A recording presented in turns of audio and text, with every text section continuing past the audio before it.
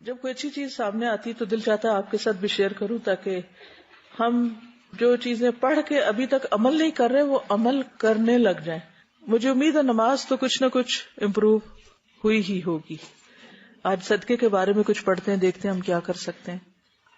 سعودی عرب میں ایک مصری عالم نے صدقہ کی عظمت اور فضیلت پر ایک دل نشین لیکچر ارشاد فرمایا.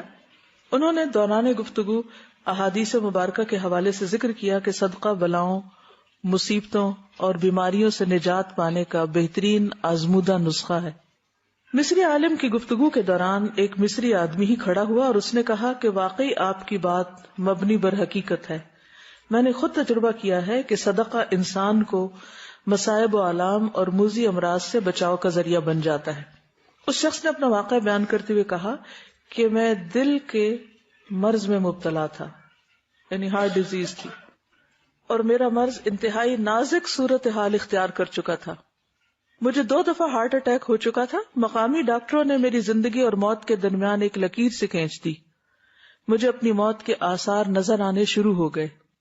میں نے آخری چارے کے طور پر امریکہ کا رخ کیا اور وہاں ماہرین امراض دل سے رجوع کیا. ان کے علاج سے مجھے کچھ افاقہ ضرور ہوا، مگر موت کے سائے ختم نہ ہوئے. پھر ہر 3 مہینے بعد امریکہ جانا میرا معمول بن گیا. ادویات کے سہارے میری زندگی کی سانس چل رہی تھی. ایک دن ایک عجیب واقعہ رونما ہوا. میں گوشت خریدنے کے لیے قصاب کی دکان پر گیا.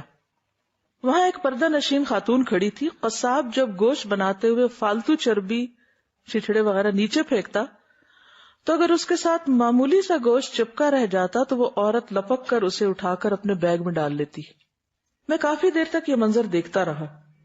بالآخر میں نے اس عورت سے پوچھ ہی لیا کہ بہن یہ کیا ماجرا ہے، یعنی تم یہ چن رہی ہو؟ خاتون نے بتانے سے انکار کر دیا. جب میرا اصرار بڑھا تو اس نے چھلکتی آنکھوں سے بتایا کہ میرے گھر میں 7 ماہ سے گوشت نہیں پکا. حالات نے اس موڑ پہ لا کھڑا کیا ہے کہ زندگی کی گاڑی بمشکل حرکت میں ہے. آج میرے چھوٹے چھوٹے بچوں نے ضد کی کہ ہمیں گوشت پکا کر کھلاؤ.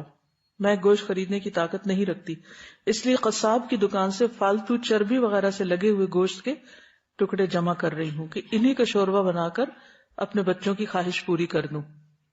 اس درد بھری کہانی سن کر میرے رونگٹے کھڑے ہو گئے. میری آنکھوں سے آنسو چھلک پڑے. میں نے قصاب سے کہا، بہن جب چاہے جتنا چاہے گوشت خرید لے، آئندہ اس کی قیمت میں ادا کیا کروں گا. اور خاتون سے کہا کہ ایک بھائی کی طرف سے یہ ہدیہ قبول کیجیے. اس کے بعد میں اپنے گھر آ گیا. میرے دل کو اتنی خوشی، راحت اور مسرت ملی کہ اس کے اثرات میرے چہرے پر بلکہ پورے بدن پر عیاں تھے. مجھے خوش دیکھ کر میرے بچوں نے بڑی محبت سے پوچھا، ابا جان آج کیا ماجرا ہے؟ آپ کے چہرے پہ تو ہمیشہ فکر سایہ کیا رکھتا ہے، لیکن آج آپ بہت خوش نظر آ رہے ہیں. مناسب اور مختصر سے الفاظ میں انہیں اپنے ساتھ پیش آنے والے واقعے سے میں نے آگاہ کیا اور اللہ کے حضور سربسجود ہو گیا کہ اللہ نے مجھے ایک حقیقی خدمت کا موقع دیا. اس کے نتیجے میں مجھے اطمینان قلب کی دولت سے مالا مال کر دیا. کچھ عرصے بعد میں حسب معمول امریکہ گیا تو میرے معالج میری ٹیسٹ رپورٹس دیکھ کر حیران رہ گئے کہ یہاں مرض دل کے ہاتھوں موت کے منہ تک پہنچنے والا شخص بالکل نارمل ہو چکا تھا، جیسے اسے کبھی یہ مرض ہوا ہی نہیں. انہوں نے مجھے پوچھنا شروع کر دیا کہ تم نے کون سا نسخہ اختیار کیا، کہاں سے علاج کرایا؟ میں نے انہیں بتایا کہ کسی عام ڈاکٹر اور معالج کا نسخہ نہیں، بلکہ رسول اکرم صلی اللہ علیہ وسلم کا بتایا ہوا نسخہ ہے کہ صدقہ بلاؤں کو ٹال دیتا ہے. یہ کہتی ہے کہ ان کی بہن کی کولیگ ہیں، ان کی سسٹر کا یہ واقعہ ہے کہ ان کو ایک ایسی بیماری لاحق ہوئی کہ جس میں ریڈ سیلز نہیں بن رہے تھے. تو ڈاکٹر نے کہا اس کا کوئی علاج نہیں ہے. تو انہوں نے سوچا کہ مزید علاج کے لیے چوڑیاں وغیرہ بیچی جائیں. تو انہوں نے کہا کہ علاج کی بجائے اگر اس پیسے کو ہم صدقہ کر دیتے ہیں تو الحمدللہ کچھ عرصے کے بعد رپورٹس بہتر آنا شروع ہو گئی. کسی کی ہیلپ کرتے ہیں تو باڈی میں سے ایسے ہارمونز ریلیز ہوتے ہیں جو کہ انسان کو خوشی دیتے ہیں. یہ سائنٹیفکلی پرووڈ ہے. اور جب انسان کے اندر خوشی ہوتی ہے تو وہ چیز اس کے باڈی کے بیلنس کو اور بیماری کو بھگانے میں بہت زیادہ کردار ادا کرتی ہے.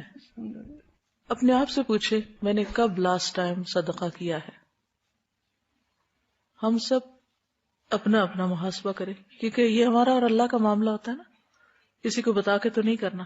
جی تو میں گاڑی میں بیٹھنے لگی تو ایک دم سے میری بیٹی کہتی ہے ماما وہ دیکھیں بابا جی آ رہے ہیں, مجھے صدقے کے پیسے دے نا. تو میں نے اسے پیسے دیے اور اسے صدقہ کیا. اور ٹیکسلا کے قریب ایک جگہ آتی ہے جہاں دو پہاڑیاں آپس میں ملتی ہیں نا, مارگلا.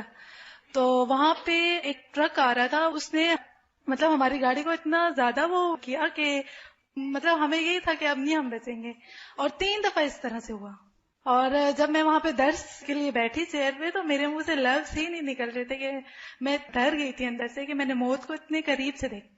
اور یہ الحمدللہ میری بیٹی ابھی 3 سال کی ہے, تو اس کو میں نے عادت ڈالی تھی. مطلب ہاں جی, اگر ہم کسی کو چیز سکھائیں تو وہ بچے بھی آپ کو بتا یاد دہانی کراتے. بالکل, یعنی اگر آپ بچوں کو سکھاتے ہیں تو خود آپ بھولنے لگے تو وہ فوراً آپ کو یاد کرا دیتے ہیں. یعنی اگر کوئی بیمار ہوتا ہے تو گوشت کا اسپیشل لوگ صدقہ کرتے ہیں, اور کھانے کی کسی بھی چیز کا کیا جا سکتا ہے, اس میں کوئی اسپیسیفک نہیں کہ اس کی گردن ہو یا کوئی اور ہو یا بکرا ہی ہو. اگر کوئی مرغی دینے کی طاقت رکھتا ہے تو مرغی دے دے. اور اس طرح میرے ساتھ ہوا بھی ہے, میرے بھی ہسبینڈ بیمار ہوئے تھے اور وہ بالکل ٹھیک نہیں ہو رہے تھے, اور جب میں نے گوشت کا صدقہ کیا تو اسی رات وہ کافی بہتری ہوئی. اسپیشلی گوشت کا کھانے کا بیسیکلی وَيُطْعِمُونَ الطَّعَامَ عَلَىٰ حُبِّهِ مِسْكِينًا وَيَتِيمًا وَأَسِيرًا. تو کھانا کھلانا جو ہے وہ جنت میں لے جانے والے کاموں میں سے, تو کھانے کا صدقہ واقعی بہت فائدہ مند ہے. اور پھر لوگ جو کہتے ہیں کہ باہر پھینک دیتے ہیں کہ چڑیاں یہ غلط ہے.